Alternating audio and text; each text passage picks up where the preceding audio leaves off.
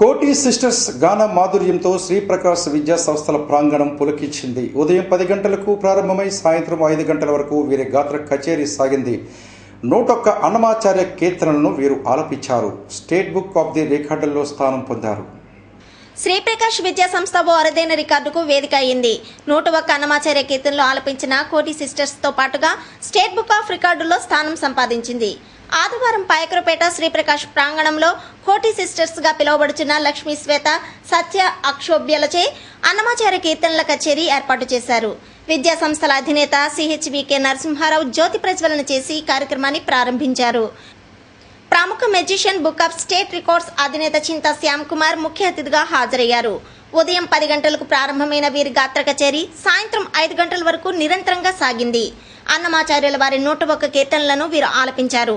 అదివో అల్లదివో శ్రీ హరివాసము, వినరో భాగ్యము విష్ణు కథ, బ్రహ్మ కడిగిన పాదము వంటి గీతాలతో శ్రోతల మనసులను రంజింపజేశారు.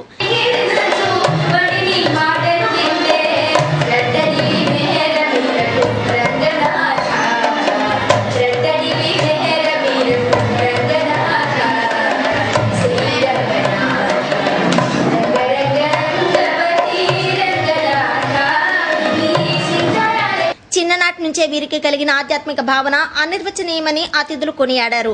వీరి కృషిని కొనియాడుతూ ప్రసంగించారు. సంగీతం నేర్చుకోవాలి అనే తపన ఉంటే ఒక అదృష్టం, అది జన్మసుకృతం. మనం నేర్చుకోవాలంటే నేర్చుకున్నట్టే ఉంటుంది మాట, కానీ అది గుండె లోతుల్లో నుంచి తన్నుకు రావాలి.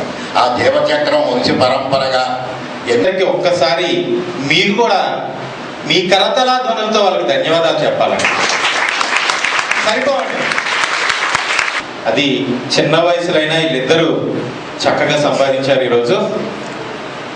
అడిగాను చివరికి మా పిల్లలు కూడా 50 అనుకున్న వాళ్ళు అలా 101 చేయలేదు. అదంతా ఏడుకొండలవాడు శ్రీ వెంకటేశ్వరుడి దయ వల్లే చేయగలిగారు. తుని యలమంచిలి సిఐలు ఎన్వి భాస్కర్రావు, కె రామారావు తదితరులతో కలిసి చిన్నారులను విద్యా సంస్థ సత్కరించింది.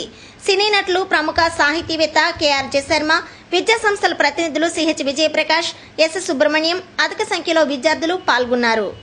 City news, Payakaraopeta.